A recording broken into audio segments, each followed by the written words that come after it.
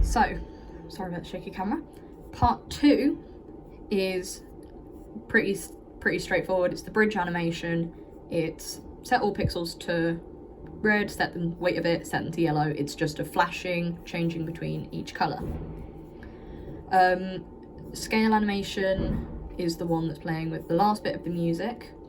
What it does is it sets all the pixels to red, and then for the length of the pixel, for the length of the LED strip, it sets, so pixel 1 is at 0 at the moment, so it's the very first pixel on the strip. It sets it to yellow. It increases this variable by 1. So now, when I tell it to set strip pixel to pixel 1 is now at the numerical value of 1. And the pixel at pixel 1 is changed to yellow as well. This then continues and continues and repeats until all 15 of the pixels have been changed to yellow from red. With the music, I've got, at the beginning of each thing, so this is the function is music intro. At the very beginning, it sets music intro to true, plays it, and then sets it to false. It does this for all 3 of the music things. This is so, I've lost my code. Here we go. This is so, once button A is pressed, while music intro is true, so while it's playing, it calls the intro animation. So if music intro isn't playing, and so it's not true, or it hasn't been called, intro animation will not play. This means that I can code all of the light animations to change exactly as the music changes. I turned the strip buffer to false here because if it sends all of the information in 1 and then doesn't call it until I tell it to, it doesn't work for these animations because it needs to keep on telling it to change for these 2, but it did work for this one.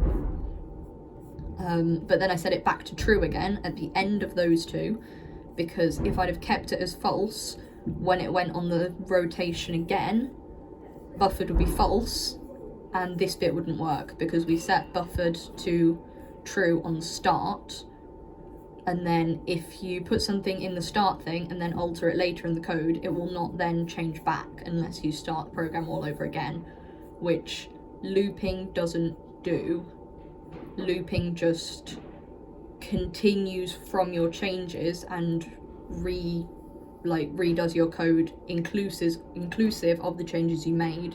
In this case, the change being me setting strip buffered to false. Here, this is forever. These are both in a forever loop, so that we don't have to press the button each time.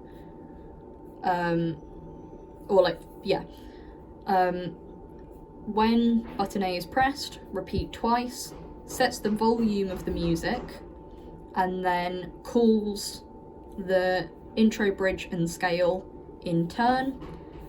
What it means by call, the functions, the point of a function is so that you can have blocks of code and create a function for it. So the function is like a definition that tells the computer, if I say music intro, this is the code I want you to run. If I say intro animation, this is the code I want you to run.